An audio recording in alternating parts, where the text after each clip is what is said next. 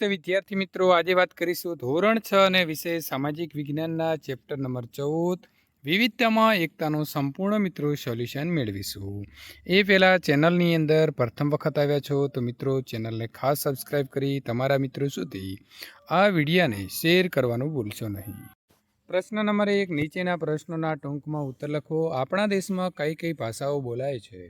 તો આપણા દેશમાં હિન્દી, અંગ્રેજી, ગુજરાતી, બંગાળી, મરાઠી, પંજાબી, તમિલ, તેલુગુ, કન્નડ, મલયાલમ, ઉડિયા, કોંકણી વગેરે ભાષાઓ બોલાય છે। આપણા દેશના લોકો કયા કયા ધર્મો પાળે છે? તો આપણા દેશના લોકો હિન્દુ, ઇસ્લામ, ખ્રિસ્તી, શીખ, જૈન, બૌદ્ધ, ઝરથુસ્ત્રી એટલે કે પારસી, યહૂદી વગેરે ધર્મો પાળે છે। આપણો દેશ કયા કારણે વિવિધતાવાળો દેશ બન્યો છે? તો આપણો દેશ ભાષા, જાતિ, જ્ઞાતિ, આર્થિક અસમાનતા, ખાનપાન, તહેવાર, પોશાક, રૂપરંગ, રહેઠાણ, માન્યતા, રીત રિવાજ વગેરે બાબતોના કારણે પણ વિવિધતાવાળો બન્યો છે। આ ઉપરાંત ભૂપૃષ્ઠ, આબોહવા, વનસ્પતિ, વન્યજીવો, ખેતી વગેરે ભૌગોલિક બાબતોના કારણે પણ આપણો દેશ વિવિધતાવાળો બન્યો છે।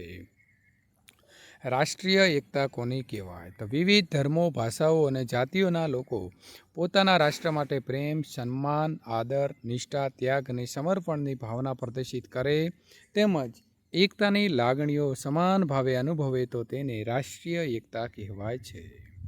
પ્રશ્ન નંબર 2, ટૂંકમાં ઉત્તર લખો। લોકોમાં જોવા મળતી વિવિધતામાં એકતા।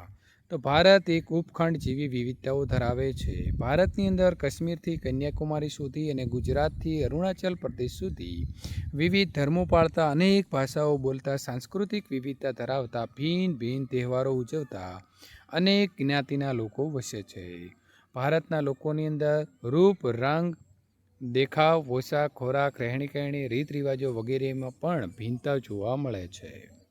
આમ છતાં દેશવાસીઓના ભાવાત્મક એકતા પ્રવર્તે છે। સ્વતંત્રતાની લડતમાં દેશવાસીઓએ રાષ્ટ્રપ્રેમ અને ત્યાગની ભાવના થકી રાષ્ટ્રીય એકતાના દર્શન કરાવ્યા હતા। ભારત જે છે તે મિત્રો વસુધૈવ કુટુંબકમ, સમગ્ર વિશ્વ એક કુટુંબ છે, એ ભાવનાને વિશ્વમાં સાકાર કરી છે। બીજું છે વિવિધતા અને સમાનતાના પ્રયાસો। તો વિવિધતા શું છે તેની વાત કરીશું। તો આપણા દેશમાં ધર્મ, ભાષા, જાતિ, જ્ઞાતિ, આર્થિક અસમાનતા, ખાનપાન, તહેવારો, પોશાક, રૂપરંગ, રહેઠાણ, માન્યતા, રીત રિવાજો વગેરેમાં તેમજ સ્થળની આબોહવા, ભૂપૃષ્ઠ, ખેતી, જંગલો વગેરે ભૌગોલિક બાબતોની અંદર પણ વિવિધતા પ્રવર્તે છે। આ વિવિધતાના કારણે આપણા દેશમાં અમીર, ગરીબ, છોકરા છોકરી, સાક્ષર નિરક્ષર, શહેરી ગ્રામીણ, ઊંચ નીચ જ્ઞાતિઓ વગેરેની અંદર પણ ભેદભાવ જોવા મળે છે। આપણા દેશમાં ગ્રામીણ લોકોની સંખ્યા શહેરી લોકોના પ્રમાણમાં વધુ છે, પરંતુ ગ્રામીણ અને શહેરી લોકોના જીવન ધોરણની અંદર મોટો તફાવત હોવાના કારણે ભેદભાવ પણ ઊભા થયા છે। સમાનતાના પ્રયાસો। તો દેશના બંધારણના આર્ટિકલ 17 પ્રમાણે અસ્પૃશ્યતા નાબૂદ કરવામાં આવી છે। બંધારણે સમાનતાના મૂળભૂત હક દ્વારા સૌ નાગરિકોને સમાન તક, ન્યાય અને દરજ્જો આપવામાં આવ્યો છે। મફત અને ફરજિયાત શિક્ષણના અધિકાર દ્વારા 6 થી 14 વર્ષના ઉંમરના બધા બાળકોને શિક્ષણનો અધિકાર આપવામાં આવ્યો છે। લોકોના સામૂહિક વિકાસ માટે ગ્રામીણ સડકો, પ્રાથમિક આરોગ્ય કેન્દ્ર, વીજળી, પીવાનું પાણી વગેરે પાયાની સગવડો સરકારે પૂરી પાડી છે। પ્રશ્ન નંબર 3, નીચેના વિધાનો ખરા છે કે ખોટા તે જણાવો। તો આઝાદી પછીના વર્ષોમાં ભેદભાવો નામશેષ થઈ રહ્યા છે, તો સાચું। આપણો દેશ શહેરોનો બનેલો છે, તો ખોટું। ચૂંટણીની અંદર કેટલીક બેઠકો અનામત રાખવામાં આવતી નથી, તો એ પણ ખોટું છે, રાખવામાં આવે છે।